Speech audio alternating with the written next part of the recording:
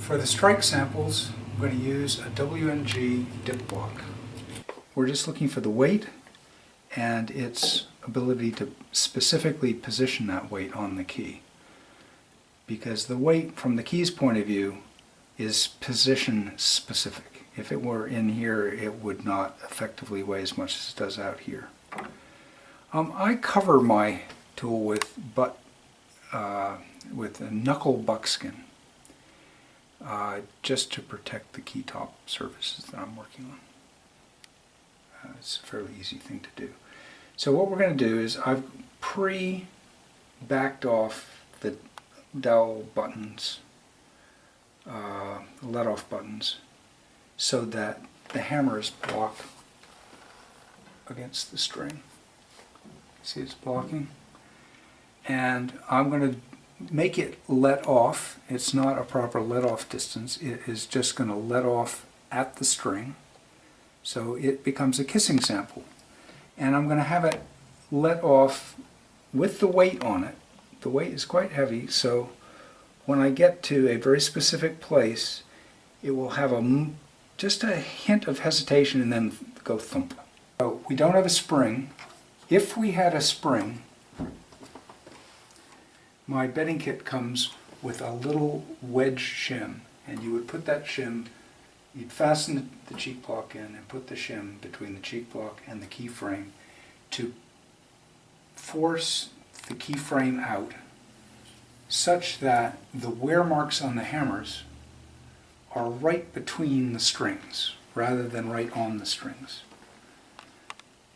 The templates that we're going to set up to represent strike, string height at strike, cannot reach into the valleys of the wear mark grooves.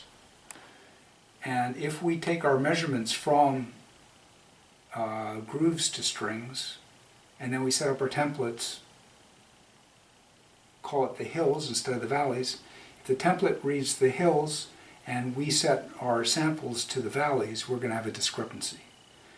So what we do is just shift the action over with the soft pedal, and I'll just stay there because we don't have a spring.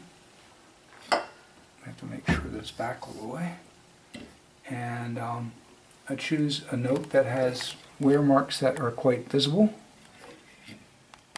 and then I just put on the soft pedal. So now the marks are right between the strings at strike, the wear marks. Now the wear marks serve a useful purpose. When we get out to the bench, they represent where the strings are at strike. So once we've fixed the position of our keyframe and we've bedded that keyframe to be the same as it was in the piano, and now we set up strike height to be the same, we bring the hammers up to the edge of the template and we mark the template. And the way I do it is to mark the center of the wear marks. So if it's a single wear mark, that's in the center of the wear mark. If they're bichord, then it's in between the two bichords. If it's a trichord, it's the middle string. And then we don't care whether the spacing of the hammers is perfect. The spacing of the wear marks is perfect. And now we have a scale of that at strike that we can take our shanks and hammers off and put them back on. If we hang new hammers, we have a scale to work to that is very close to perfect. And when we come to the piano, it's a minor tweak to fine-tune it to the actual strings.